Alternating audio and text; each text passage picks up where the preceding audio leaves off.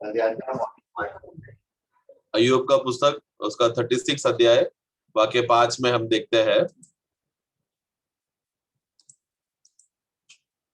ദൈവം ബലവാനെങ്കിലും ആരെയും നിരസിക്കുന്നില്ല, അവന്റെ വിവേക ശക്തിയിലും ബലവാൻ തന്നെ.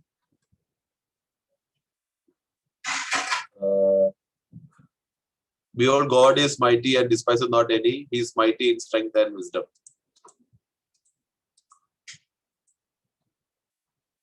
देख, ईश्वर सामर्थी है और किसी को तुच्छ नहीं जानता, वो समझने की शक्ति में सामर्थ है.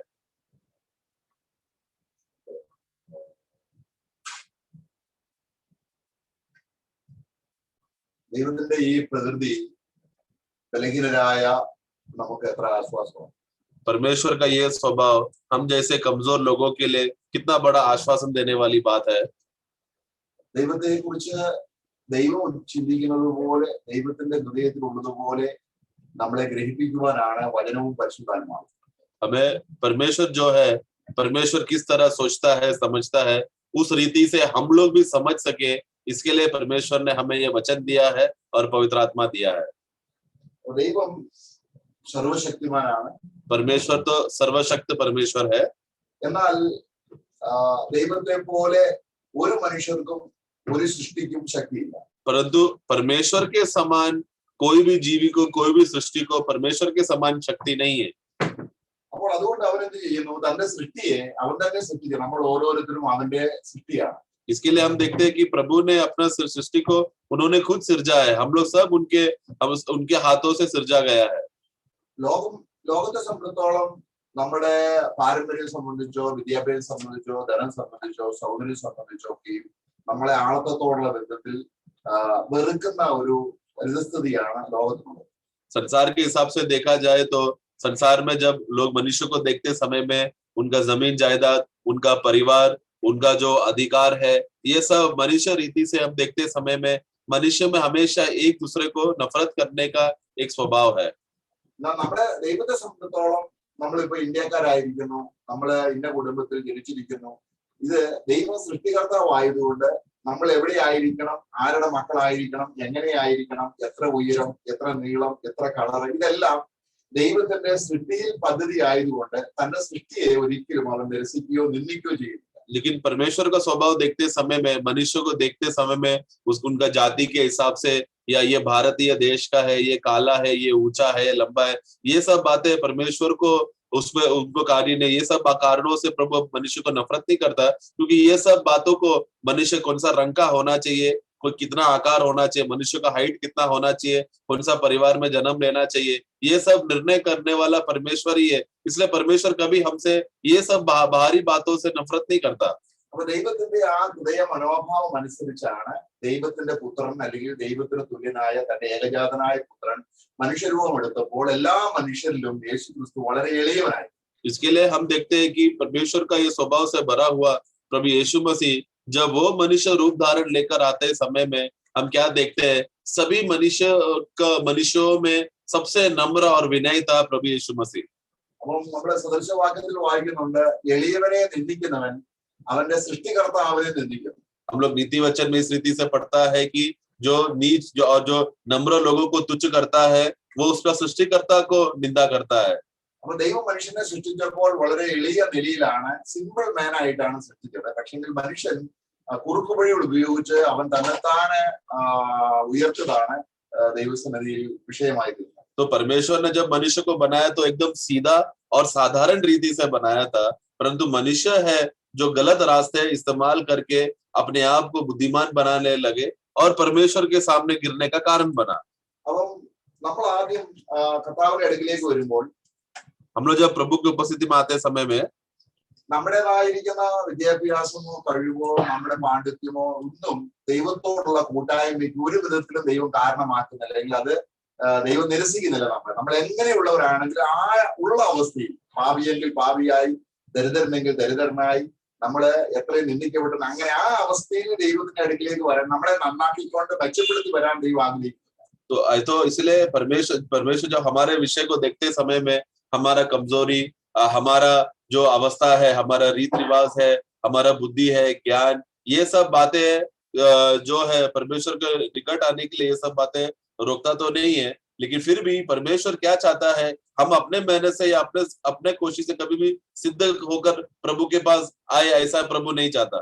അപ്പൊ അവിടെ നമ്മള് യോബിന്റെ പുസ്തകം 10-ാം അധ്യായം 3-ാം വാക്യം, अयूब का पुस्तक उसका 10 का 3 में हम पढ़ते हैं, ആ 10-ന്റെ 3-ല്, या द जॉब चैप्टर 10 verse 3, കാരണം ദൈവത്തിന്റെ കൈപ്പണിയെ പീഡിപ്പിക്കുന്നതും തുച്ഛീകരിക്കുന്നതും ദുഷ്ടന്മാരായിരിക്കുന്ന അല്ലെങ്കിൽ ഒരു ദുഷ്ടന്റെ ഹൃദയത്തിലാണ് ദൈവത്തിന്റെ സൃഷ്ടിയെ. ദൈവം ഒരിക്കലും തന്റെ സൃഷ്ടിയെ തുച്ഛീകരിക്കുകയോ നിന്ദിക്കുകയോ ചെയ്യുന്നില്ല. अयूब 10 का 3 पढ़ेंगे।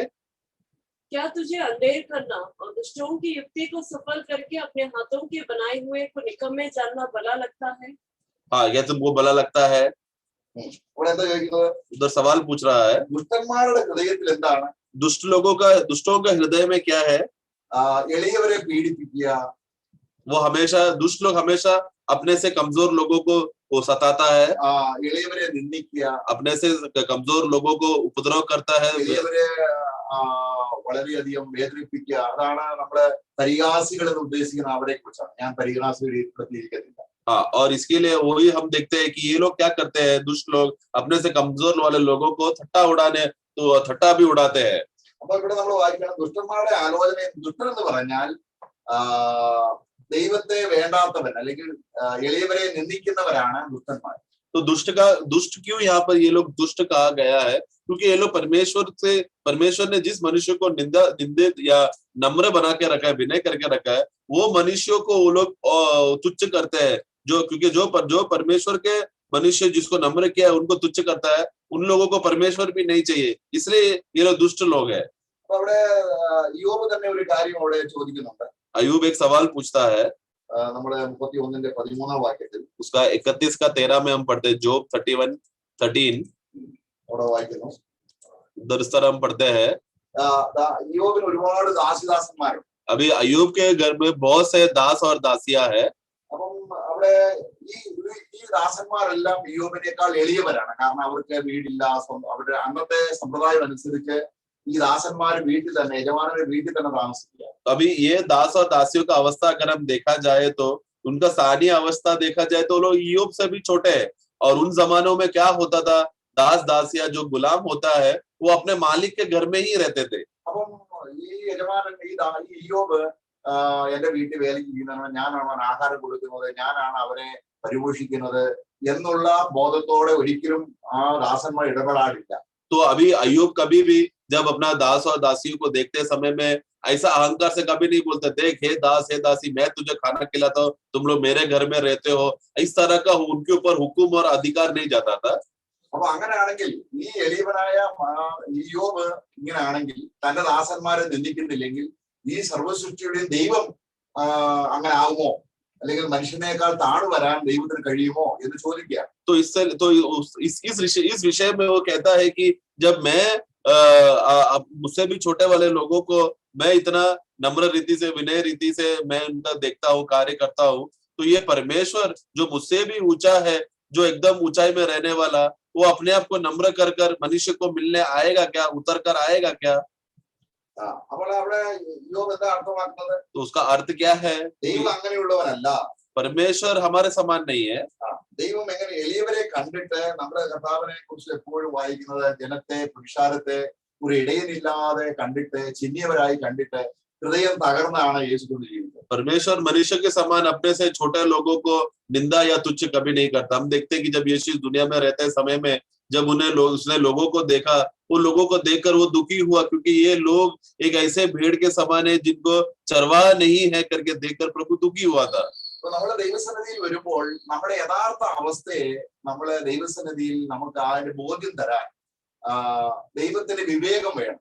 इसके लिए परमेश्वर को उपस्थिति में आते समय में परमेश्वर का विषय में जानकारी जानना, सही समझ होना जरूरी है। ഇവിടെ രണ്ട് തരത്തിലാണ് 36-ാം അധ്യായത്തിൽ വായിക്കുന്നത്. ദൈവം ബലവാനാണ്, സർവശക്തിയാണ്, സർവജ്ഞാനിയാണ്, എന്ത് ചെയ്യാൻ ദൈവത്തിന് കഴിയും, ദൈവത്തിന് മുകളിൽ ആരുമില്ല, ദൈവം അങ്ങനെ സർവശക്തിമാനായ ദൈവമാണ്. तो 36वां अध्याय में जब हम पढ़ते समय में वहां पर हमने देखा कि हमारा परमेश्वर कितना सर्वशक्तिमान है और जो ऊंचा है करके, എങ്കിലും फिर भी ഇനി ഈ ഒരു വ്യക്തിയെ മനസ്സിലാക്കുന്ന കാര്യത്തിൽ ദൈവത്തെ പോലെ ശക്തിമാൻ ആരുമില്ലെന്ന. കാരണം ഏതൊരു മനുഷ്യനെയും അവന്റെ മൂല്യ അർത്ഥത്തിൽ അവനായിരിക്കുന്നത് പോലെ ഗ്രഹിക്കാൻ മനുഷ്യന് കഴിയത്തില്ല. तो वहां पर हम देखते हैं कि उनको समझने की शक्ति के विषय में भी अगर हम देखा जाए, यानी कि क्या परमेश्वर जिस रीति से मनुष्य को समझता है, वो समझने का रीति का शक्ति भी देखा जाए तो परमेश्वर जब दूसरों को समझने के विषय में आते समय में वो शक्ति में भी हमारा प्रभु बहुत सामर्थ्य है. उस विषय में भी कोई भी परमेश्वर का तुल्य नहीं है. വിവേകത്തിന്റെ ശക്തി, വിവേകശക്തി, या समझने की शक्ति. നമ്മളതാണ് നമ്മളെ കർത്താവായ യേശു ക്രിസ്തു ദൈവജ്ഞാനമാണ്, ദൈവത്തിന്റെ ശക്തിയാണ്. ജ്ഞാനത്തിലാണ് ശക്തി ഇരിക്കുന്നത്. हम लोग जानते हैं कि यीशु मसीह जब इस दुनिया में आया वो परमेश्वर का ज्ञान था और वो परमेश्वर का शक्ति था. तो वो ज्ञान ही परमेश्वर का शक्ति है. അപ്പൊ നമ്മളെ തന്നെ അല്ലെങ്കിൽ നമ്മുടെ സഹോദരന്മാരെ തിരിച്ചറിയുന്ന കാര്യത്തിൽ നമ്മൾ വളരെ ബലഹീന. കാരണം ആ വ്യക്തി ആയിരിക്കുന്ന അർത്ഥത്തിൽ ആ വ്യക്തിയെ ഗ്രഹിച്ചറിയാൻ നമ്മൾ ദൈവമല്ല. अभी हम हमारे विषय में देखते समय में हम में से दूसरा मनुष्य को समझने का विषय में, दूसरा मनुष्य कैसा है, कितना कमजोर है, कितना निर्मल है, क्या स्वभाव है, ये सब बातों में समझने का शक्ति हम में क्षमता कम है, क्योंकि हम लोग परमेश्वर के समान नहीं है. നമ്മളൊരു വ്യക്തിയെ നോക്കുകയാണ്, जब हम दूसरा व्यक्ति को देखते हैं, ആ വ്യക്തിയുടെ മനസ്സിൽ ഇപ്പോൾ എന്താ ചിന്തിക്കുന്നതെന്ന് എനിക്കറിയില്ല. वो व्यक्ति क्या सोच रहा है उसके मन में, ये बात मैं नहीं जानता. എന്നാൽ നമ്മള് ജീവിതത്തിൽ എന്തെല്ലാം കാര്യം ചിന്തിക്കുമെന്നും എന്തെല്ലാം കാര്യം ചിന്തിച്ചിട്ടുണ്ട് എന്നും ദൈവത്തിന്റെ ജ്ഞാനത്തിന്റെ ശക്തിയാൽ അറിയാം. ഒന്നും മറന്നു പോകുന്നില്ല.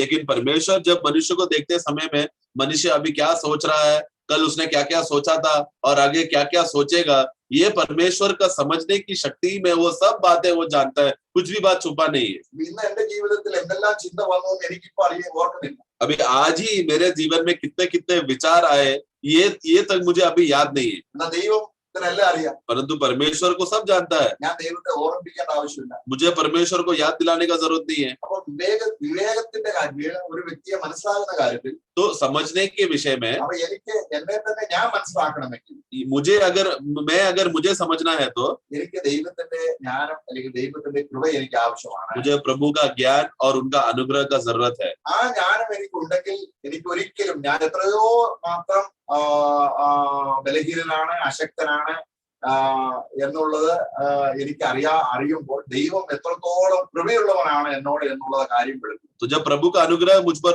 प्रकट होता है समय में, तब समझ में आता है कि मैं कितना कमजोर हूँ और मैं कितना गिरा हुआ अवस्था में हूँ.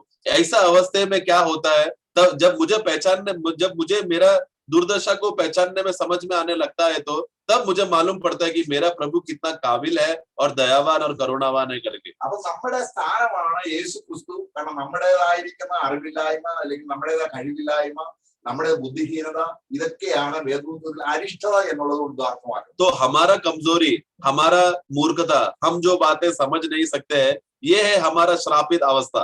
എന്ന് പറഞ്ഞാൽ വേദപുസ്തകത്തിൽ അരിഷ്ടൻ, നമ്മുടെ സങ്കീർത്തനത്തിൽ വായിക്കുന്നുണ്ട് അരിഷ്ടന്റെ പ്രാർത്ഥന. हम लोग वहां पर जो भजन में हम लोग जो श्रापित मनुष्य के बारे में हम देखते हैं कि भजन संगीता में भी हम पढ़ते हैं कि श्रापित मनुष्य का प्रार्थना परमेश्वर नहीं सुनता. അപ്പൊ നമ്മുടെ കർത്താവിന്റെ ഗെത്സമനെ തോട്ടത്തിലെ അവന്റെ അവസ്ഥ എന്ന് പറയുന്നത് നമ്മുടെ അവസ്ഥ അവൻ ഏറ്റെടുക്കുകയായിരുന്നു. लेकिन गत्सेमने में हम देखते हैं कि जब प्रभु प्रार्थना करते समय में वहां पर क्या हो गया, प्रभु हमारा सामान होगा या फिर हमारा जगह ले लिया. അപ്പൊ കർത്താവിന്റെ മധ്യസ്ഥ അല്ലെങ്കിൽ കർത്താവ് ഗെത്സമനെ തോട്ടത്തിലെ അവന്റെ വിധയാണ് നമ്മൾ 22-ാം സങ്കീർത്തനത്തിൽ വായിക്കുന്നത്. हम लोग हमारा प्रभु हमारे मनुष्य का अवस्था क्या है जानने का विषय में वही है. हम लोग गत्सेमने बगीचा में जब प्रभु ने प्रार्थना किया तो वैसा बन गया करके हम लोग भजन संगीता 22 में हम देखते हैं. അവിടെ ദൈവം കർത്താവിനോട് ഇടപെടുന്നത് ദൈവം തന്റെ പുത്രനെ ഉപേക്ഷിച്ചെന്നും തള്ളിക്കളഞ്ഞെന്നും ഒക്കെ നിലയിൽ നമ്മളൊരു ഭയഭീതി ഉളവാക്കുന്ന ഒരു അന്തരീക്ഷം പലപ്പോഴും ദേവദാസന്മാർ ഉളവാക്കാറുണ്ട്. हम लोग बहुत समय में जब लोग ये वाक्य पढ़ते समय में लोग हमेशा बहुत से दास लोगों को बताते, देखो किस तरह परमेश्वर ने प्रभु को टुकड़ा दिया, छोड़ दिया. इस तरह हमें डराने के लिए वो लोग ये वाक्य लेते हैं. അപ്പൊ നമ്മൾ പറയുകയാണ് കാൽവരി ക്രൂശിൽ ദൈവം അവന്റെ മുഖം മറച്ചു എന്ന് നമ്മൾ വായിക്കുന്നു. हम लोग पढ़ते हैं कि देखो जब कलवरी क्रूस में यीशु ने पुकारा तो पिता ने उनका चेहरा मोड़ दिया करके हम पढ़ते हैं. എന്നാൽ യേശുവിനെ സംബന്ധിച്ചിടത്തോളം അങ്ങനെ ഒരു ചിന്തയേ ഇല്ല. लेकिन यीशु जब पिता परमेश्वर के बारे में सोचते समय में, अरे पिता ने मुझे छोड़ दिया, टुकड़ा दिया, ऐसा कोई भी दुर्विचार उनके अंदर नहीं है. കാരണം തന്റെ ഏകത യേശു ക്രിസ്തു ദൈവത്തിന്റെ ദാസനായി വരികയാണ്. കാരണം എല്ലാ ദൈവദാസന്മാരിലും ഏറ്റവും എളിയവനായിട്ട് വരിക. क्योंकि यीशु मसीह जब इस दुनिया में मनुष्य रूप धारण लेकर आते समय में सभी मनुष्यों में अपने आप को नम्र करके दीन करके आया, यानी कि सभी मनुष्य दासों में जिसने प्रभु का सेवा किया है, जितना भी भविष्यवक्ता है जो आया है परमेश्वर का सेवा किया है, उन सब में सबसे नीचा और नम्र होकर आया है प्रभु. അപ്പൊ ഈ 36 അധ്യായം യോബ് 36-5 വാക്യം ദൈവം തന്റെ എളിയ ദാസന്മാരെ നിരസിക്കുന്നില്ല, ദൈവം ആരെയും നിരസിക്കുന്നില്ല എന്ന കാര്യത്തിൽ അത് ക്രിസ്തുവിനോടുള്ള ബന്ധത്തിലും അർത്ഥം സ്പഷ്ടമാണ്. तो इसके लिए हम लोग जब अय्यूब का पुस्तक उसका 36 में जब पढ़ते समय में कि तू किसको भी तू तुच्छ नहीं जानता करके विषय में जब देखते समय में ये गुण यीशु मसीह के अंदर भी हम देखते हैं जब वो मनुष्य रहते समय में ये स्वभाव दिखाया. കാരണം നമ്മുടെ അരിഷ്ട സ്ഥാനത്ത് യേശു നിന്നുകൊണ്ട് ചെയ്യുന്ന പ്രവൃത്തിയെ ദൈവം സ്വീകരിക്കുകയാണ് ചെയ്യുന്നത്. क्योंकि हमारा अभागी अवस्था और हमारा श्रापित अवस्था में जो बातें हम नहीं कर सके थे, वो बात प्रभु यीशु मसीह ने कर हमें यीशु मसीह के द्वारा हम स्वीकारे जा चुके हैं. അവിടെ എന്റെ ദൈവം നീ കൈവിട്ടത് എന്ത് എന്നുള്ളതിന്റെ മാനുഷിക രീതിയിൽ നമ്മൾ മനസ്സിലാക്കുമ്പോൾ നമ്മൾ ചിന്തിക്കും ദൈവം അവരെ ഉപേക്ഷിച്ചു. എന്നാൽ ഇവിടെ ദൈവിക ജ്ഞാനം, കാരണം ദൈവം ബലവാനാണ്, ദൈവം വിവേകത്തിൽ തന്റെ പുത്രനെ കൈവിട്ടു എന്ന് പറഞ്ഞാൽ ഏതർത്ഥത്തിലാണ് എന്നുള്ളത് വിവേചിച്ചറിയാൻ ഒരു ജ്ഞാനം നമുക്കുണ്ട്. കാരണം വിവേചനത്തിൽ അവൻ ഭയങ്കര ബലവാനാണ്. हमें इसके लिए वहां पर भजन संगीता 22 का 1 में का शुरुआत में पढ़ते समय में हे मेरे परमेश्वर तूने मुझे क्यों छोड़ दिया, जब ये वाक्य पढ़ते समय में यदि अगर सामान्य बुद्धि से अगर ये बातें पढ़ेंगे तो हमें लगेगा देखो परमेश्वर ने अपने पुत्र को त्याग दिया, छोड़ दिया करके. लेकिन प्रभु का वचन को समझने के लिए हमें प्रभु की ओर से मिलने वाला ज्ञान और कृपा चाहिए, ताकि उनका उद्देश्य का अर्थ समझना चाहिए. तो इस समय में परमेश्वर का उद्देश्य क्या था वो जब वो छोड़ते समय में, और यीशु मसीह का स्वभाव क्या था, ये बात हमें समझना चाहिए. क्योंकि प्रभु जो है वो समझ में एकदम समझने के विषय में बहुत शक्तिशाली है. परमेश्वर का ज्ञान बहुत बड़ा है. അപ്പൊ അവിടെ നമ്മള് യെശയ്യാവിന്റെ പുസ്തകത്തിൽ നമ്മൾ വായിക്കുന്നുണ്ട് 26 ദൈവം ശോധന ചെയ്തൊരു കാലം. കാരണം യേശു ക്രിസ്തു കഷ്ടാനുഭവങ്ങളിലൂടെ പോയപ്പോൾ അവന്റെ ഹൃദയത്തിലെ അന്തരംഗങ്ങളിലെ വിചാരങ്ങളെ വിവേചിച്ചറിഞ്ഞ് മൂല്യത കൽപ്പിച്ച ആ പിതൃ സ്നേഹത്തെയാണ് നമ്മുടെ വെളിപ്പെടുത്തുന്നത്. यशायाह का पुस्तक में हम पढ़ते समय में हम देखते हैं कि वो एक परखा हुआ पत्थर है, यानी कि यीशु मसीह के दिल में, हृदय में, उसका मन में परमेश्वर के विषय में क्या क्या बातें था जब परमेश्वर को टुकराते सब, ये सब बातों में वो परखा जा चुका है. और तभी ढूंढते समय में परमेश्वर के खिलाफ कुछ भी विरुद्ध बातें नहीं था. അവൻ കർത്താവ് ദൈവം ശോധന ചെയ്ത കല്ലാണ് സഭയുടെ മൂലക്കല്ലായി.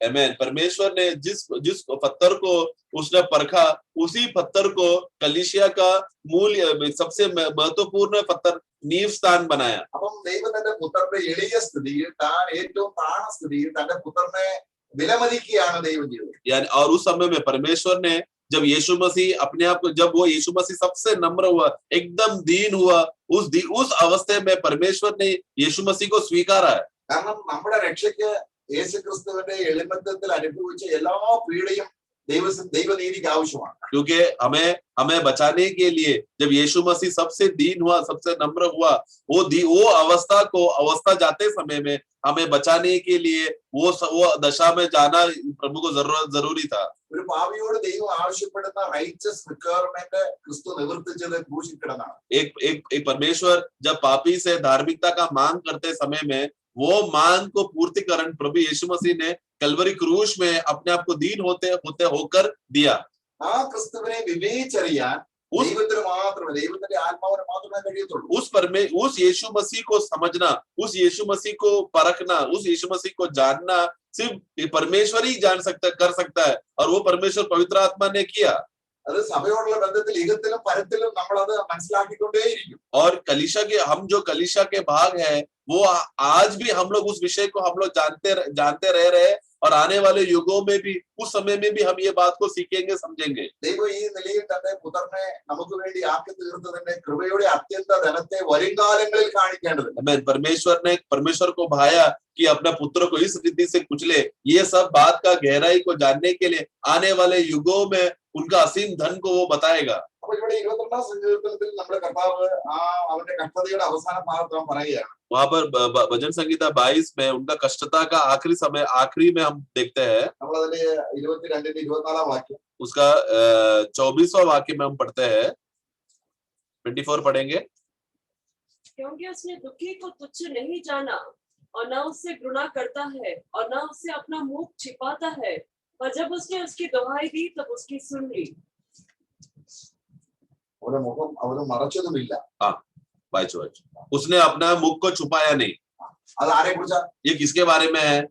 അത് കർത്താവിനെ കുറിച്ചാണ്. प्रभु के विषय में है वो. നമ്മുടെ എല്ലാ എളിയ ദാസന്മാരിലും എളിയവനായി വന്ന, എല്ലാ അരിഷ്ടനും അരിഷ്ടനായി, എല്ലാ നിലയിലും ഏറ്റവും യേശുവിനെ പോലെ താഴ്ത്തിയത് ആരുമില്ല. क्योंकि सभी मनुष्यों में सबसे अपने आप को नम्र कर आया हुआ, सभी मनुष्यों का जो श्राप का दशा में भी, उसमें भी सबसे ज्यादा श्रापित होकर हमारा प्रभु यीशु मसीह क्रूस में हुआ, ऐसा प्रभु के समान कोई भी नम्र और दीन हुआ ही नहीं है इस दुनिया में कोई भी. അവന്റെ താഴ്ചയിൽ അവന് നീതി കിട്ടിയില്ല എന്ന് പറയുന്നത് അവന്റെ മനുഷ്യരോടുള്ള ബന്ധത്തിലാണ്. അവനെ 5 കോടതിയിൽ അവനെ കയറ്റി, അവനെ പീലാത്തോസിന് മുമ്പിൽ കൊണ്ടുവന്നു, അനന്യാസ് അവിടെ നമ്മൾ കൊണ്ടുവരുന്നുണ്ട്, മഹാപുരോഹിതന്മാർ അടുക്കുന്നു. കാരണം കോടതി, മനുഷ്യന്റെ കോടതിയിൽ അവന് നീതി കിട്ടിയില്ല എന്ന അർത്ഥത്തിലാണ് അവന്റെ താഴ്ചയിൽ അവന് നീതി കിട്ടിയില്ല എന്ന്. ദൈവസഭ നീതി കിട്ടിയില്ലെന്നുള്ള അർത്ഥത്തിലല്ല.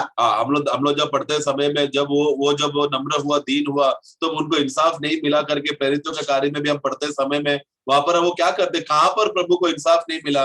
मनुष्य के विषय में देखते समय में, क्योंकि परमेश्वर यीशु मसीह को 7 बार लोगों ने उसको सवाल पूछा, अधिकारियों ने सवाल पूछा, राजाओं ने सवाल पूछा, वहां पर किधर भी उसको इंसाफ और न्याय और धर्म नहीं मिला उनको.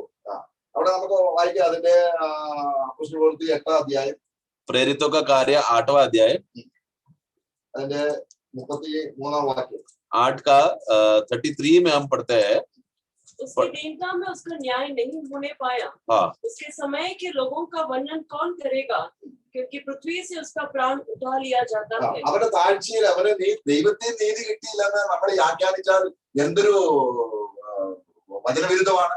अगर पढ़ते हैं उसका 33 में हम पढ़ते हैं कि उसकी दीनता में उसको न्याय नहीं मिला करके बोलते समय में, ये ऐसा वाक्य पढ़कर देखो परमेश्वर ने यीशु के ऊपर न्याय नहीं किया. अगर हम लोग उसका व्याख्या करेंगे, अर्थ बताएंगे, तो वो परमेश्वर के वचन के कितना खिलाफ है वो.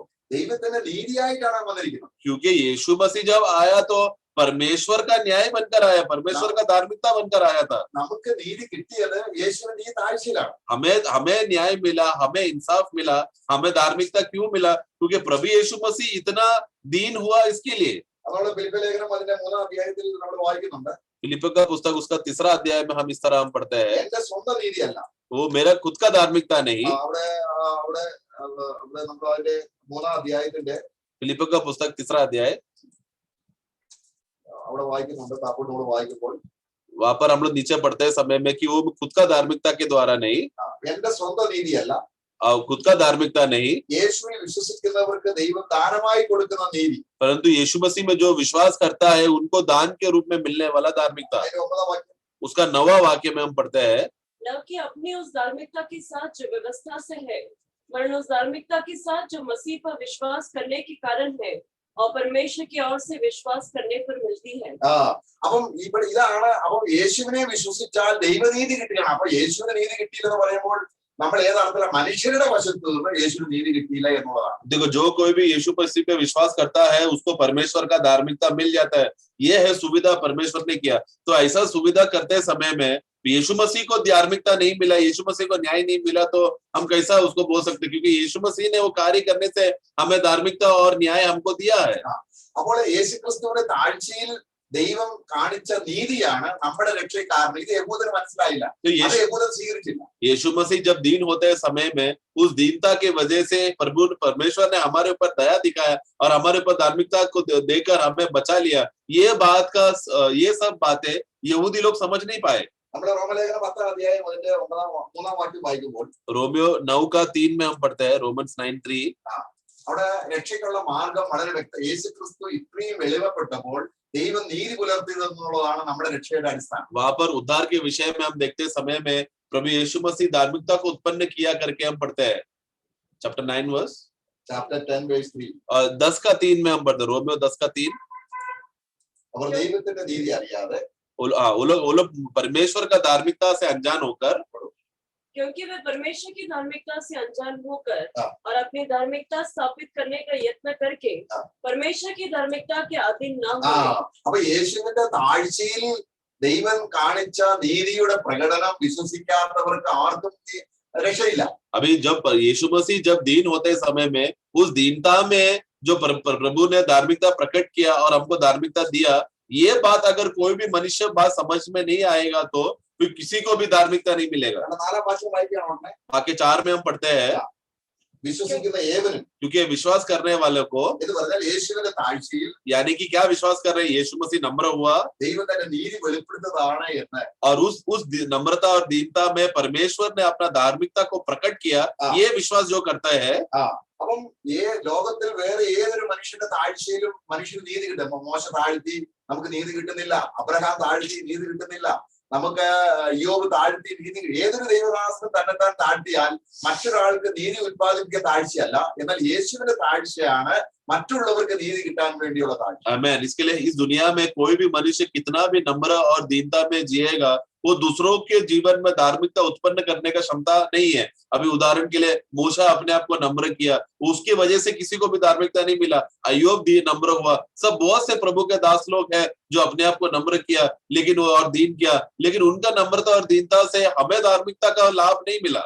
അപ്പൊ യേശുവിന്റെ താഴ്ചയിൽ ദൈവം ചെയ്തത് എന്താണ്? तो इसलिए यीशु मसीह का दीनता में परमेश्वर ने क्या किया, ദൈവം തന്റെ നീതിയെ വെളിപ്പെടുത്തുകയാണെന്നാണ് നമ്മൾ 3-ാം അധ്യായത്തിൽ വായിക്കുന്നത്. परमेश्वर ने अपना 3-ാം അധ്യായം परमेश्वर ने अपना धार्मिकता को प्रकट किया करके रोमियो का पुस्तक 3 अध्याय में हम पढ़ते हैं, 25-ാം വാക്യം. उसका 25वां वाक्य पढ़ेंगे। उसे परमेश्वर ने उसके लहू के कारण एक ऐसा प्रायश्चित ठहराया जो विश्वास करने से कार्यकारी होता है कि जो पाप पहले किए गए और जिन पर परमेश्वर ने अपनी सहनशीलता के कारण ज्ञान नहीं दिया, उनके विषय में वह अपनी धार्मिकता प्रकट करे। അപ്പം ദൈവം എന്താ ചെയ്യുന്നത്? യേശുവിന്റെ താഴ്ച എന്താണ്? ദൈവത്തിന്റെ നീതിയെ വെളിപ്പെടുത്തുകയാണ്. तो वहां पर यीशु मसीह का दीनता में क्या हो रहा है, परमेश्वर अपना धार्मिकता को प्रकट किया।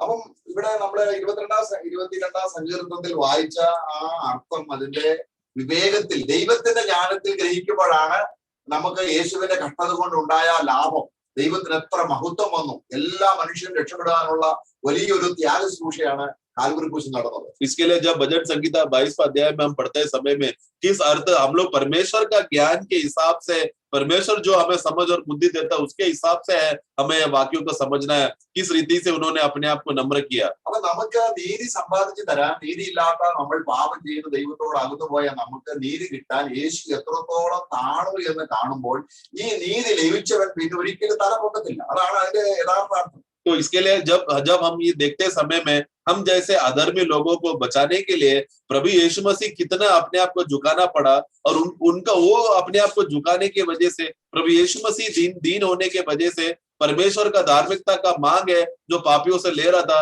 वो प्रभु यीशु मसीह ने आपको पूरा करके हमें वो धार्मिकता दे दिया है करके जब ये पापी समझता है वो क्या करेगा, वो हमेशा प्रभु की उपस्थिति में अपना सर झुका के रखेगा, अपना स्वयं का सर कभी नहीं उठाएगा। അപ്പൊ ക്രിസ്തു ഇത്രത്തോളം താഴ്ത്തിയപ്പോൾ ആ താഴ്ചയിൽ നിന്നുമാണ് നമുക്ക് നീതി തരാൻ ദൈവത്തിന് പ്രസാദം തോന്നിയത്. तो इसके लिए प्रभु यीशु मसीह ने अपने आप को इतना दीन और नम्र करने की वजह से उस दीनता का फायदा क्या हो गया, उसमें हमें धार्मिकता मिल गया। അപ്പൊ നമ്മള് ആദ്യകാലത്തെ വിശുദ്ധന്മാരെ അല്ലെങ്കിൽ നമ്മൾ അപ്പോസ്തല പ്രവൃത്തികൾ വായിക്കുന്നുണ്ട്. हम लोग प्रेरितों के कार्य में जब पढ़ते हैं, അവിടെ നമ്മൾ 4-ാം അധ്യായം 13-ാം വാക്യത്തിൽ വായിക്കുമ്പോൾ യേശുവിനോട് കൂടെയുള്ള ജനത്തെ ജനം കണ്ടിട്ട് അതിശയിച്ചു. കാരണം ഇവര് സാധാരണ മനുഷ്യരും അല്ലെങ്കിൽ ഒരു കഴിവുമില്ലാത്തവരുമാണ്, പക്ഷെ അവർ യേശുവിനോട് കൂടെയുള്ളവരാണ്. കാരണം അവർക്കൊന്നും പ്രശംസിക്കാനല്ല, എല്ലാം ക്രിസ്തുവാണ്. तो वहां पर वो लोग जब प्रेरितों का कार्य 4:13 में जब हम पढ़ते समय में जब उन लोग ने यीशु के चेले को देखा, पतरस और यूहन्ना को देखते समय में वो लोग एकदम आश्चर्य हो गए, एकदम चकित हो गए,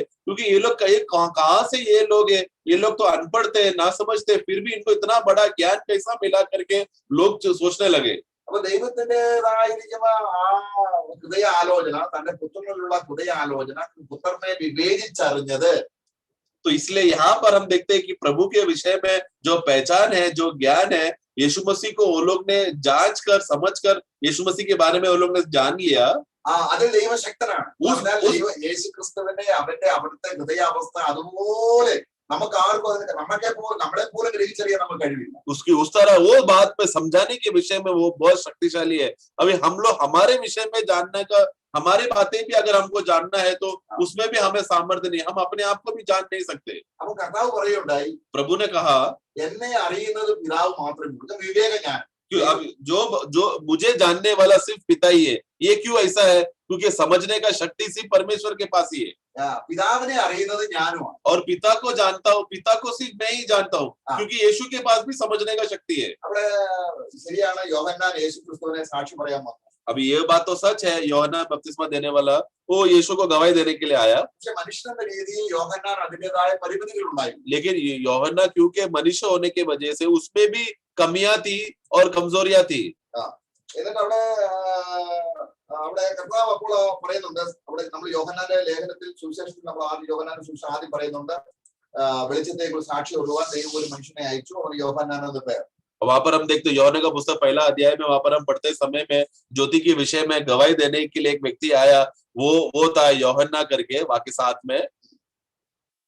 അതായത് അവിടെ അതിന്റെ നമ്മള് 1-ാം അധ്യായം पहला अध्याय അതിന്റെ 7-ാം വാക്യം, അതിന്റെ 6-ാം വാക്യം, ദൈവം അയച്ചിട്ട് ഒരു മനുഷ്യൻ വന്നു. वहां पर 6 में हम पढ़ते समय में एक मनुष्य परमेश्वर की ओर से आया. അവൻ ആരാണ്? और वो कौन है? അവൻ അവനെ കുറിച്ച് സാക്ഷ്യം പറയാൻ വന്നതല്ല, वो अपने बारे में गवाही देने नहीं आया, അവന് വെളിച്ചത്തെ കുറിച്ച് സാക്ഷ്യം പറയാൻ, बल्कि वो ज्योति के बारे में गवाही देने आया.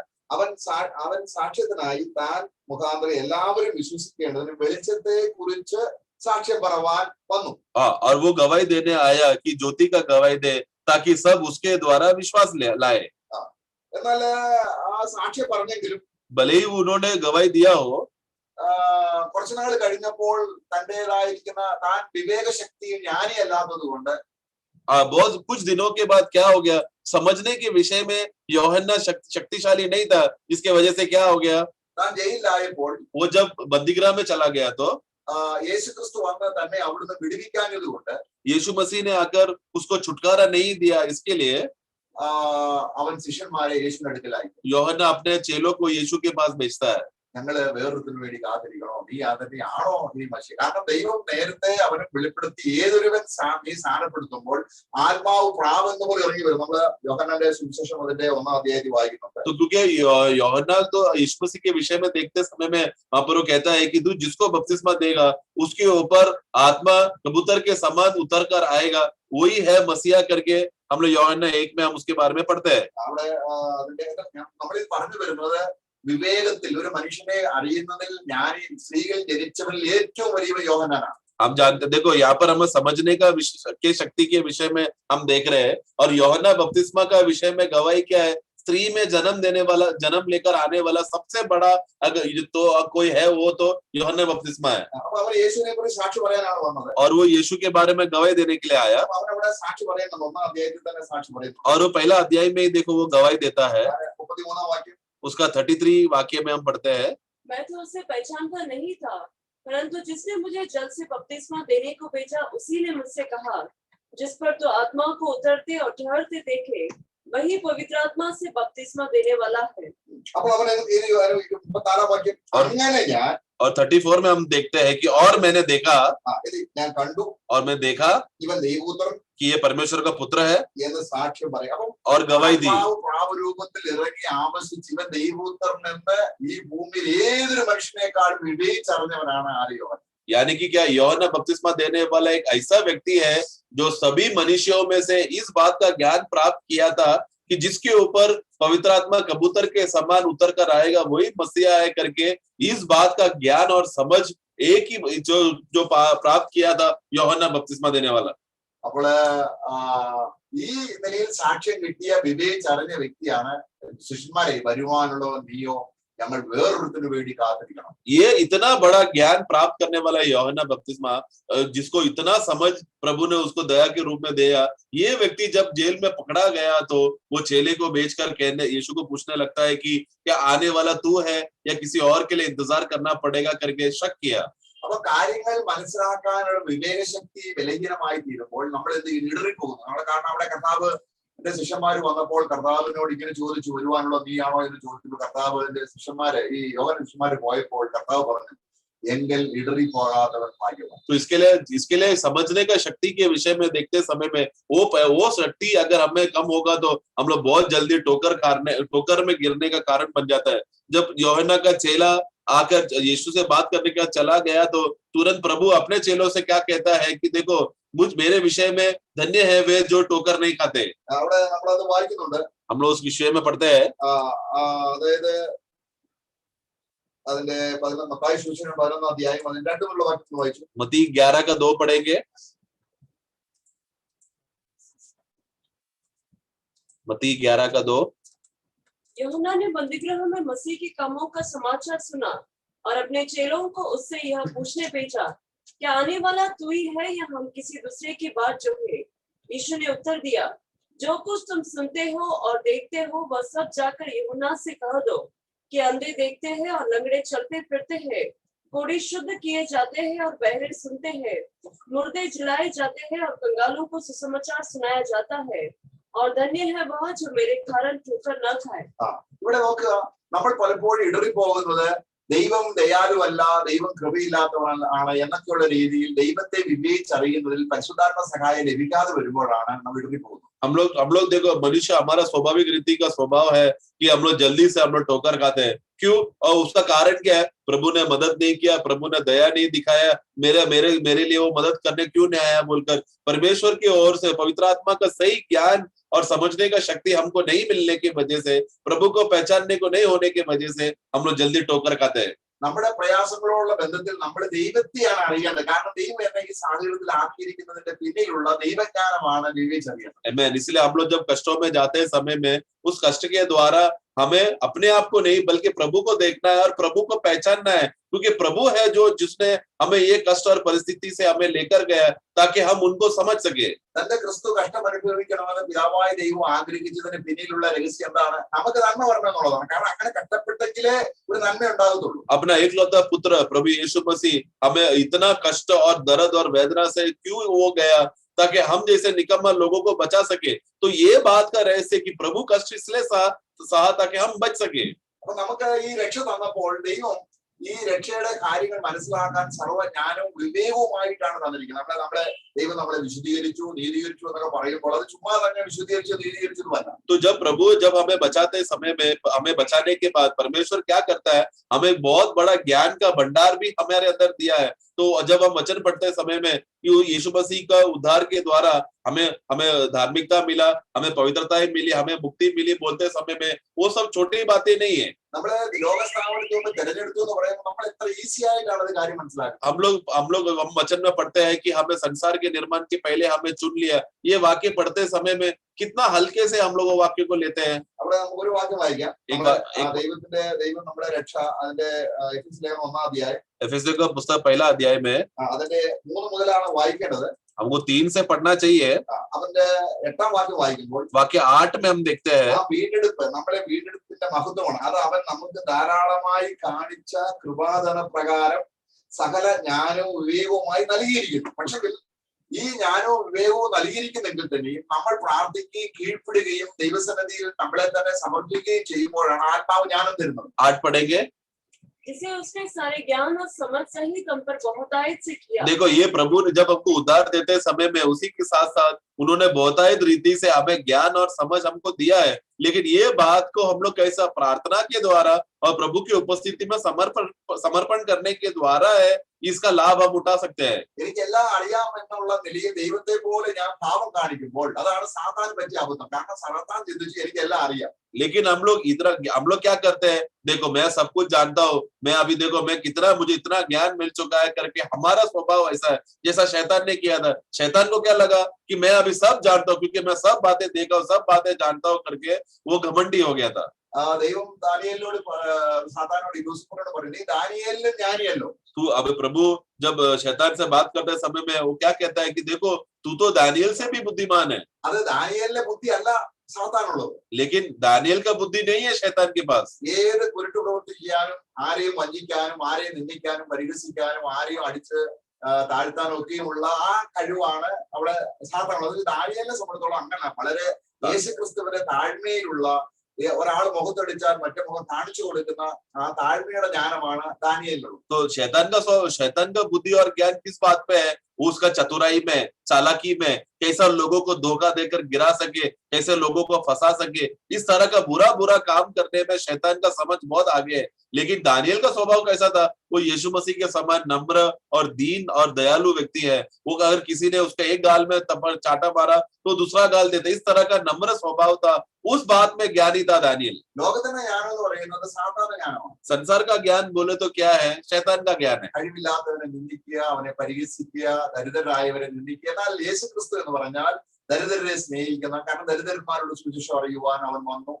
സാധാരണ ദൈവത്തിന്റെ നേരെ ഓപ്പോസിറ്റാണ് സാധാരണ ജ്ഞാനം. അപ്പൊ നമുക്ക് ജ്ഞാനം പ്രാപിക്കുക എന്ന് പറയുമ്പോൾ ദൈവത്തിന്റെ അതേ ജ്ഞാനമാണ് നമ്മൾ പ്രാപിക്കുന്നത്. इसके लिए संसार का ज्ञान में हम क्या देखते हैं? अपने से छोटा वालों को निंदा करना, जो कमजोर लोगों को उनको तुच्छ करना, उनको गिराना, लोगों को फंसाना, ये है संसार का ज्ञान। लेकिन प्रभु का ज्ञान क्या था? हमेशा अपने से छोटा वाले लोगों को दया दिखाना। इसलिए हम पढ़ते हैं यशायाह का पुस्तक में मसीह के विषय में गवाही देते समय में वहां पर भविष्यवाणी कहा है कि वो आएगा और दरिद्र लोगों को सुसमाचार बांटेगा, जो बंधन में फंसे हैं उनको छुटकारा देगा। ये सब बातों का स्वभाव था जो हम लूका में भी हम पढ़ते हैं, प्रभु ने ये स्वभाव दिखाया। ക്രിസ്തുവിന്റെ മനസ്സുള്ളവരാണ്, ക്രിസ്തുവിന്റെ വിവേക ജ്ഞാനമുള്ളവരാണ് നമ്മൾ. ക്രിസ്തു ആ വിവേകം, അവന്റെ വിവേകം നമുക്ക് ദാനമായി തെളിഞ്ഞു തന്നിരിക്കുകയാണ്. हमें मसीह का मन के समान होना है। मतलब क्या? उनका जिस रीति से उनका स्वभाव है, किस रीति से वो दीन हुआ, कितना अपने आप को नम्र किया, वो समझ का ज्ञान प्रभु ने, हम पवित्र आत्मा ने हमें दिया है। അപ്പോൾ നമ്മള് വായിച്ചത് കർത്താവായ യേശു ക്രിസ്തുവിന്റെ കഷ്ടതയിൽ ദൈവം മുഖം മറിച്ച് കളഞ്ഞില്ല, അവനെ ആദരിക്കാൻ. നമ്മളൊരു വായിക്കുന്നുണ്ട്, തന്റെ ഏകജാതനായ പുത്രനെ ആദരിക്കാതെ നമുക്ക് വേണ്ടി. അപ്പൊ യേശുവിനെ ഒരിക്കലും ദൈവം ആദരിച്ചില്ല എന്നുള്ള അർത്ഥത്തിലല്ല അവിടെ. इसके लिए आपने भजन संगीता ആദരിക്കപ്പെടും, ആ സ്ഥാനത്ത് യേശുവിനെ നിർത്തിയിരിക്കുക. हम लोग इसके लिए भजन संगीता 22 में हमने पढ़ा 24 में कि परमेश्वर ने उनका चेहरा नहीं छुपाया। जब प्रभु यीशु मसीह ने चिल्लाया तो वो चेहरा नहीं छुपाया, क्योंकि प्रभु वो हमें समझना है कि किसके विषय में है। हम लोग रोमियो का पुस्तक 8वां अध्याय में हम देखते हैं, जिसने अपना पुत्र को ही ना छोड़ा तो फिर हमको क्यों नहीं बाकी सब बातें देगा बोलकर। वो वाक्य पढ़ते समय में देखा, परमेश्वर ने अपना पुत्र को ही छोड़ दिया, टुकड़ा दिया, त्याग दिया बोलते समय में वो किस विषय में है? हमें बचाने के विषय में है। पुत्र को टुकराया वैसा नहीं है, बल्कि हमारा वो स्थान था जहां पर हम टुकराया जाना चाहिए था, वहां पर प्रभु वो अवस्था में चला गया था कि हमें बचा सके। उनका वो टुकराने का अवस्था में हम बचने का वो बात को बताने के लिए वो वाक्य उस रीति से लिखा है। लेकिन परमेश्वर ने कभी भी प्रभु को टुकराया नहीं। ഉദാഹരണമായിട്ട് നമുക്ക് പാപക്ഷമ കിട്ടണം. अभी उदाहरण के लिए हमें पाप का क्षमा चाहिए। നമുക്ക് ഉള്ള ജ്ഞാനത്തിലല്ല ദൈവം പാപക്ഷമ, ദൈവത്തിന്റെ ആന്തരിക ജ്ഞാനത്തിന്റെ ശക്തിയിലാണ് പാപക്ഷമ തരുന്നത്. കാരണം നമുക്കത് മനസ്സിലാക്കാൻ അത് അത്ര ആഴമാണ്. अभी हमारा ज्ञान के हिसाब से नहीं है परमेश्वर हमें पाप का क्षमा देता है, लेकिन परमेश्वर जो है समझ में बहुत शक्तिशाली है, वो बहुत ही ज्ञानी है। उस ज्ञान के अनुसार हमें पूर्ण रीति से संपूर्ण छुटकारा मिलने के लिए किया हुआ कार्य है, वो समझ है, हमें समझना चाहिए। അപ്പൊ ദൈവത്തിന്റെ ഈ വിവേക ജ്ഞാനത്തിൽ, तो परमेश्वर का ये समझने का शक्ति में, കാരണം അവിടെ ദൈവത്തിന്റെ അവിടെ നമ്മൾ വായിക്കുന്നുണ്ട്, അവിടെ നമ്മുടെ യോബിന്റെ പുസ്തകം 38 അധ്യായം ദൈവം നേരിട്ട് യോബിന്റെ ജീവിതത്തിൽ ദൈവം നേരിട്ട് യോബിനോട് സംസാരിക്കുകയാണ്. वहां पर अय्यूब का पुस्तक उसका 38 में जब हम पढ़ते समय में परमेश्वर स्वयं आकर अय्यूब से बात करता है। അവിടെ അതിന്റെ 38 അധ്യായം 38 का 56 വാക്യം, 56 लो 38 യോബ് 38 जॉब चैप्टर 38 സോറി അതിന്റെ 36 വായിച്ചു. 38 का 36 किसने अंतःकरण में बुद्धि उपजाई और मन में समझने की शक्ति किसने दी है? ദൈവം ഇത് തരുന്നതിന് മുൻപേ നമുക്ക് അന്തരംഗത്തിലും നമ്മുടെ ബുദ്ധിയിലും ഒരു ജ്ഞാനമാണ്. അത് ഏത് ജ്ഞാനമാണ്? അതാണ് നമ്മൾ മനസ്സിലാക്കുന്നത്. അതിനെ യേശുക്രിസ്തു ക്രൂശിൽ ഇല്ലാതാക്കി. ഏത് ജ്ഞാനത്തെയും മനുഷ്യന്റെ ആ ജ്ഞാനത്തെ ക്രൂശിൽ ഇല്ലാതാക്കിയതാണ്. അങ്ങനെ ഒരു വിവേകം നമുക്ക് കിട്ടണം. अभी अंतःकरण में और मन में हमको परमेश्वर समझ देने से पहले ही हमारे पास खुद के पहले से हमारे बुद्धि था, ज्ञान था, समझ था। ये सब बातों को प्रभु ने कलवरी क्रूस पे हमारा पुराना मनुष्य का ज्ञान, पुराना वो स्वभाव का शारीरिक ज्ञान को प्रभु यीशु मसीह ने कलवरी क्रूस पे खत्म किया है करके ये बात को हमें समझना जरूरी है। ദൈവം നമ്മുടെ അന്തരംഗത്തിൽ ആ ജ്ഞാനം തരുമ്പോൾ, तो जब परमेश्वर हमारे अंतःकरण में वो बुद्धि देते समय में, അത് വീണ്ടും ജനിക്കുമ്പോൾ ആ ആത്മാവ് കിട്ടുകയാണ് നമുക്ക്. तो हमारे नया जन्म के द्वारा हमें वो बुद्धि का आत्मा हमको मिलता है। ഈ ക്രിസ്തുവിൽ ഏറ്റവും തികഞ്ഞവനാകാൻ ആത്മാവ് നമ്മൾ ക്രിസ്തുവിനെ ജ്ഞാനം കൊണ്ട് നിറയ്ക്കുകയാണ്. और हमें मसीह में एकदम सिद्ध पुरुष बनाने के लिए हमें पवित्र आत्मा दिया गया ताकि उस सिद्धता के रास्ते में हम चल सके। അപ്പൊ നമ്മൾ ഇത്രയും കാര്യങ്ങൾ മനസ്സിലാക്കിയിട്ട് നമുക്ക് സുവിശേഷവാക്യം അതിന്റെ 19 അധ്യായം അതിന്റെ 11 വാക്യം, നമ്മുടെ വിവേക ബുദ്ധിയിലല്ല ദൈവം പാപം ക്ഷമിക്കുന്നത്. हम लोग नीति वचन में प्रोवर्ब्स चैप्टर 19 19 का 11 में जब पढ़ते समय में प्रोवर्ब्स 19:11 में हमारा समझ के हिसाब से नहीं है प्रभु हमारा पाप का क्षमा देता है। प्रोवर्ब्स 19:11 पढ़ेंगे। जो मनुष्य बुद्धि से चलता है वो विलंब से क्रोध करता है और अपराध को भुलाना उसको शोभा देता है।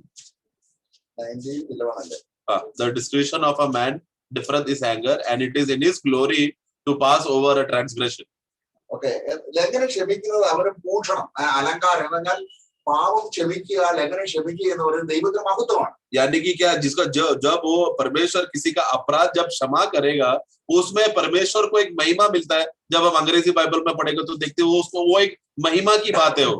എന്ന് പറഞ്ഞാൽ ദൈവം നമ്മൾക്ക് പാപം ക്ഷമിച്ചതിന് വിവേകം കിട്ടുമ്പോഴാണ് നമുക്കും ഒരു ദീർഘക്ഷമ കിട്ടുന്നത്. यानी कि क्या, जब परमेश्वर है जिन्होंने कार्य करके हमें क्षमा किया है करके, ये बात हम जब समझते समय में, तब हमारे अंदर धीरज बढ़ता है. ദൈവം എന്നോട് എന്നോത്ര ക്ഷമിച്ചു, क्योंकि परमेश्वर ने कितना मुझको क्षमा किया.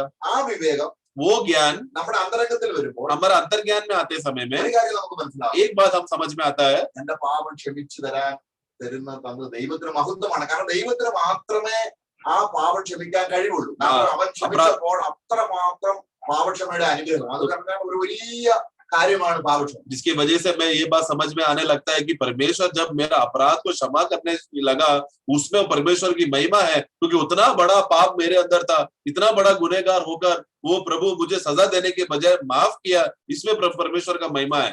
കർത്താവിനെ കാണിച്ചു കൊടുക്കാനായിട്ട് യൂദാ അപ്പം എടുത്ത് കഴിച്ചപ്പോൾ ഉടനെ തന്നെ കർത്താവ് പറഞ്ഞു, ഇപ്പോൾ എന്റെ പിതാവ് മഹത്വം. കാരണം യേശു ക്രിസ്തുവിനെ ക്രൂശിക്കുന്ന സമയമാണ്. കാരണം ക്രൂശീകരണം കൊണ്ട് ഒരു മനുഷ്യന് പാപക്ഷമ കിട്ടുന്നത് യേശു വിവേകത്തിൽ അറിഞ്ഞപ്പോൾ പിതാവിനെ മഹത്വപ്പെടുത്തി. അത് യേശുവിന് മാത്രമേ ദൈവത്തിന്റെ മഹത്വമാണത്. आमीन. हम जब देखते समय यूदास इस्करियोत यीशु को पकड़वाया जाने से पहले वो रोटी खाकर वो जाता है, जब वो क्यों और उठकर चला गया.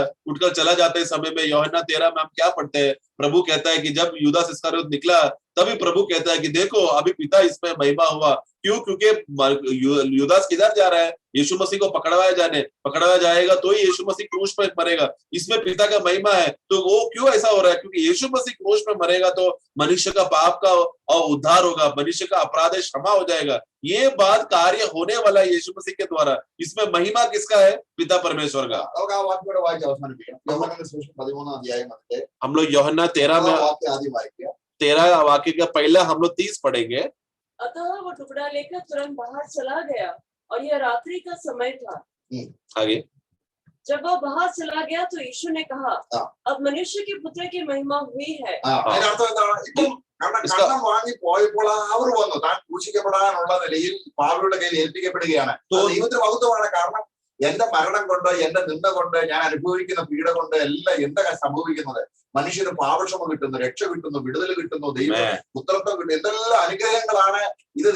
ദൈവം ദയാലുവായതുകൊണ്ട്, ദൈവം കരുണയുള്ളവനായതുകൊണ്ട്, നമ്മളെ നിരസിക്കാത്തത് കൊണ്ട്, ദൈവത്തിന്റെ महिमा വേണ്ടി പുത്രൻ ചെയ്തതാണ്. तो टुकड़ा लेकर बाहर जाते समय में यीशु क्या कहता है? मनुष्य के पुत्र का महिमा का समय हो गया है और परमेश्वर का भी महिमा इसमें हुआ है. मतलब क्या?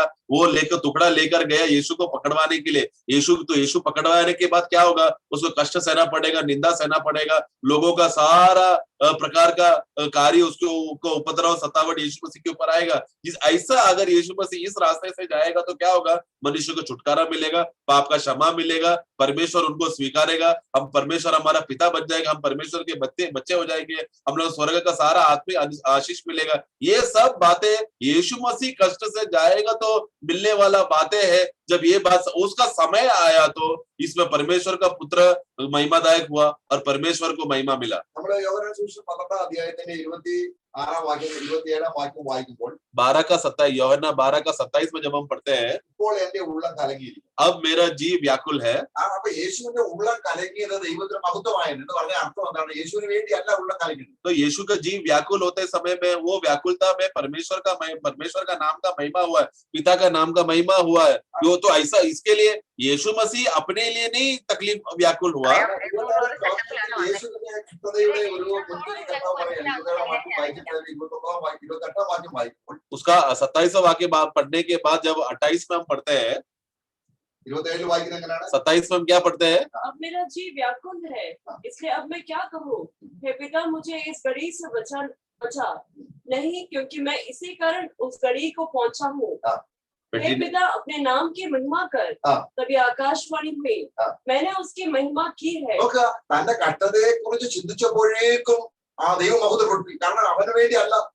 तो देखो, जब यीशु जब व्याकुल हुआ, वो कष्टता में गया तो पिता को महिमा मिल रहा है। ऐसा क्यों है? क्योंकि यीशु अपने लिए नहीं कष्ट उठा रहा था। അപ്പൊ തന്റെ പുത്രന്റെ എളിയ അവസ്ഥയിൽ പിതാവായ ദൈവം വിവേചിച്ചറിയുകയാണ്. എന്റെ പുത്രൻ മനുഷ്യർക്ക് രക്ഷ വരുത്തുന്നത് കണ്ടപ്പോൾ പിതാവ് മൗത്ത് കൊടുത്തു. Amen. तो जब उसका पुत्र दीन होते समय में, जब अपना पुत्र इस तरह का कष्ट से जाते समय में, परमेश्वर अपना समझने के शक्ति, उस ज्ञान का शक्ति में वो समझ रहा है कि पुत्र ये कार्य करने के द्वारा मेरा महिमा होगा। അപ്പൊ നമ്മള് പേഴ്സണലായിട്ട് നമ്മുടെ ജീവിതത്തിൽ യേശുക്രിസ്തുവിന്റെ ക്രൂശുമരണത്തെ കുറിച്ച് ധ്യാനിക്കുകയും ഓർക്കുകയും ചെയ്യുന്നത് ദൈവത്തിന് എത്ര മഹത്വമാണെന്ന് അറിയാം. तो जरा सोचो ना, उसी तरह जब हम लोग व्यक्तिगत समय में, व्यक्तिगत प्रार्थना में प्रभु यीशु मसीह किस तरह कष्ट में गया, निंदित हुआ, मुझे बचाने के लिए कार्य किया, जब ये सब बातें हम लोग मनन करते समय में, यीशु मसीह का क्रूस को जब हम मनन करते समय में, उस समय में पिता को कितना महिमा मिलता है। അപ്പോൾ കർത്താവ് 33 വർഷക്കാലം ചെയ്ത എല്ലാ ശുശ്രൂഷയിലും നിന്നും വ്യത്യസ്തമായ രീതിയിൽ പിതാവിന് മഹത്വം വന്ന, മനുഷ്യർക്ക് നന്മയുണ്ടാകുന്ന ഏറ്റവും വലുത് കർത്താവിന്റെ പീഡനത്തിലും കഷ്ടതയിലും ദൈവം മഹത്വപ്പെട്ടതാണ്. तो हम देखते समय यीशु मसीह का मनुष्य जीवन में देखते समय में 33.5 साल का जीवन जो यीशु मसीह ने जिया, उससे भी अधिक ज्यादा महिमा पिता को तब हुआ जब यीशु मसीह क्रूस उठाने जा रहा था, कष्ट से जाने वाला परिस्थिति जब वो गए तो। അങ്ങനെ ക്രിസ്തുവിനെ വിവേചിച്ചറിയുന്നതിൽ इस तरह मसीह को समझना, ദൈവത്തിന്റെ ശക്തി അപാരമാണ്. परमेश्वर का शक्ति के विषय वो बहुत ही समझने का शक्ति में बहुत ज्यादा है। ആ വിസ്തൃതിയിലേക്കാണ് ദൈവം നമ്മളെ ഞാൻ പൗലോസ് പറയുന്നത്, ഞാൻ ക്രിസ്തുവിനെ കുറിച്ചുള്ള പരിജ്ഞാനത്തിന്റെ ശ്രേഷ്ഠത മൊത്തം എല്ലാം എനിക്ക് വേണ്ടി അവൻ അനുഭവിച്ചതെല്ലാം എത്ര ദൈവജ്ഞാനമാണ്, അത് കണ്ടിട്ട് ഞാൻ ഈ ലോകത്തുള്ളതെല്ലാം ചപ്പു ചവിട്ടുന്നു. तो इसलिए इस समझने का शक्ति में हमारा प्रभु कितना सामर्थ्य है, ये बात जब देखते हैं, पौलुस जब देखते समय में मसीह का उस पहचान का, ज्ञान का, उत्तमता का श्रेष्ठता में जब पहुंचते समय में उसने देखा कि प्रभु यीशु मसीह किस रीति से कष्ट सा, उसका ज्ञान और पहचान जब पौलुस को मिला तो तब पौलुस कहता है ये संसार का सब बातों को मैं कूड़ा कचरा समझता हूँ, फिलिप्पियों का पुस्तक में। ഈ ജ്ഞാനം നിങ്ങൾക്ക് ആർക്കെങ്കിലും കുറവാകുന്നെങ്കിൽ ദൈവത്തോട് പ്രാർത്ഥിക്കണം. ദൈവം ഏറ്റവും അധികം തരുന്നത് ഈ ജ്ഞാനമാണ്. आमीन। हम लोग याकूब का पुस्तक में पढ़ते हैं, यदि तुम में अगर ज्ञान की कमी है तो तुरंत तुम प्रभु से मांगो, क्योंकि ये विषय में जो कोई भी प्रभु से मांगेगा वो ज्ञान से हमें भरने के लिए हमेशा तैयार है। ഈ ജ്ഞാനമാണ് ഇനി സ്വർഗത്തിലുള്ള അധികാരങ്ങൾക്കും എല്ലാം ദൈവം വെളിപ്പെടുത്താൻ പോകുന്നത്, ദൈവസ്നേഹത്തിന്റെ ഈ ജ്ഞാനം. यही ज्ञान और यही समझने का शक्ति परमेश्वर आने वाले युगों में, अगले युग में ये सब बातें बताएगा, उसी शक्ति का प्रदर्शन होगा। Praise the Lord. Praise the Lord. നമ്മളെ എത്ര അനുഗ്രഹിച്ചു കർത്താവ്. प्रभु हमको कितना आशीषित किया है। Amen. Praise the Lord.